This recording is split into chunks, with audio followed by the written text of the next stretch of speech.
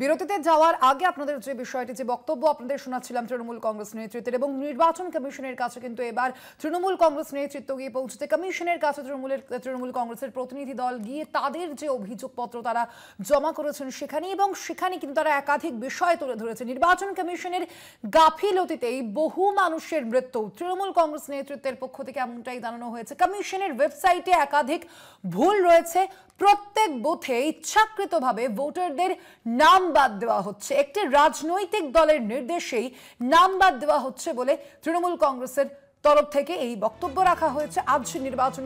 আজ কমিশনে তৃণমূল কংগ্রেসের এই প্রতিনিধি দল গিয়ে একাধিক অভিযোগ ইতিমধ্যেই তুলে ধরেছে এবং তার পাশাপাশি বিএলও অ্যাপ, বুথ লেভেল অফিসারদের যে অ্যাপ দেওয়া হচ্ছে সেই অ্যাপ সঠিকভাবে কাজ করছে না বলেও জানানো হয়েছে তাদের তরফ থেকে এবং ইতিমধ্যে এসআইআর এর যে সময়সীমা তা বাড়ানোর আবেদন জানানো হয়েছে।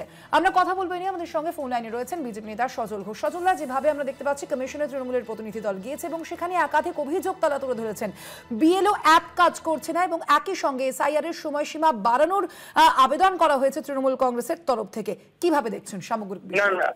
কেউও কোনো আবেদন করতে পারেন, কেউও কোনো নিবেদন করতে পারেন, কেউ আলোচনা করতে পারেন, মিথ্যে অভিযোগও করতে পারেন এবং মিথ্যে অভিযোগ করলে সরকারি সিস্টেমে মিথ্যে অভিযোগের কোনো শাস্তি হলে সেটা সরকার বা নির্বাচন কমিশন বুঝবে। কিন্তু দাদাগিরিটা যে করেনি তৃণমূল এই জায়গায় করতে পারলো না, এটা ভেবেই ভালো লাগছে, এটা ভেবেই ভালো লাগছে। একে বলে চোরের মায়ের বড় গলা। মমতাদির ভাষায় চোর কি মাই জোরসে বলে।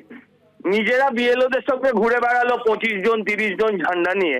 আপনারা দেখতে পেলেন, আপনারা প্রচার করলেন আমাদের লোক নেই। তৃণমূল বলল বিএলএ দেবার মতন আমাদের বিজেপির লোক নেই, আর আমরাই নাকি সেই বিএলওদের উপর প্রেচার করছি, আমরাই সেই বিএলওদের উপর প্রেচার করছি। এরা যে কোন মুখে কথা বলে, এরা মুখ দিয়ে কথা বলে কি অন্য জায়গা দিয়ে কথা বলে বুঝতে পারছি না।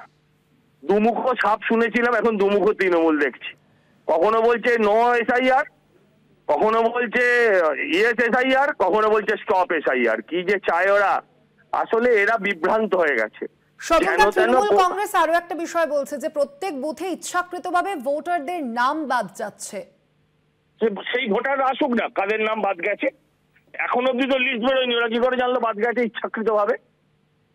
ওরা জানলোটা কি করে? এখন অব্দি তো নাম, কারোর নাম প্রকাশ করা হয়েছে যে তোমাদের নাম কাটা হলো, তোমাদের নাম রাখা হলো? ওরা জানলো কোত্থেকে? আমি এটা জানতে চাই। আমার সাদা মনে কোনো কাদা নেই, আমি কাউকে আঘাত করতে চাইছি না, কিন্তু আমি জানতে চাই ওরা জানলো কি করে। আপনি জানেন? আপনি একটা এত বড় সংবাদ মাধ্যম, আপনারা জানেন এখনো কাদের নাম কাটা গেছে, কাদের নাম রাখা আছে? নির্বাচন কমিশনের তরফ থেকে এখনো জানানো হয়নি। তাহলে ওরা জানলো কোত্থেকে? ভোটাররা অভিযোগ জানাচ্ছেন সজলদা। কোন সেই ভোটারটাকে তো নিয়ে আসুন। ভোটারই বা কোত্থেকে জানলেন? ভোটারই বা কোত্থেকে জানলেন তার নাম কাটা গিয়েছে? দেখেছেন? ডিগিং দেয়ার ওন গ্রেভ, নিজেদের কবর নিজেই করছে। ওদের সমর্থন করবেন না, তাহলে ওই কবরে আপনারাও গিয়ে পড়বেন। বাংলার মানুষের কাছে আপনাদের 2002 যে ভোটার লিস্ট রয়েছে সেখানে বহু ভোটারদের নাম বাদ যাচ্ছে, সেই অভিযোগও করা হয়েছে।